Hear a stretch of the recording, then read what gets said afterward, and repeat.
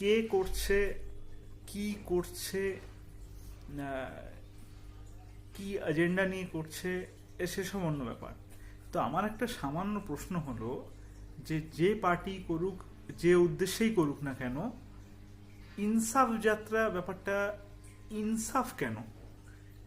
একটা বাংলার বুকে দাঁড়িয়ে বাংলার মানুষের জন্য যদি ভেবে কোনো প্রতিবাদ কেউ তৈরি করে, কোনো আহ, মানে কোনো যদি কর্মসূচি কেউ গ্রহণ করে, তাতে ইনসাফ কেন? ইনসাফটা তো বাংলা ওয়ার্ড নয়, নাকি বাংলা শব্দকোষে ভাষার খুব অভাব ঘটেছে?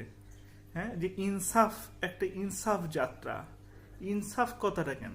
ন্যায় যাত্রা বলো, অন্য কোনো যাত্রা বলো, ইনসাফ যাত্রা কথাটা কিন্তু মানে বাংলার বুকে দাঁড়িয়ে বাংলার মানুষের জন্য চিন্তা ভাবনা করে যদি কোনো আয়োজন করা হয়, কোনো কর্মসূচি নেওয়া হয়, ইনসাফ বা এই জাতীয় কোনো ওয়ার্ডের ব্যবহার আমার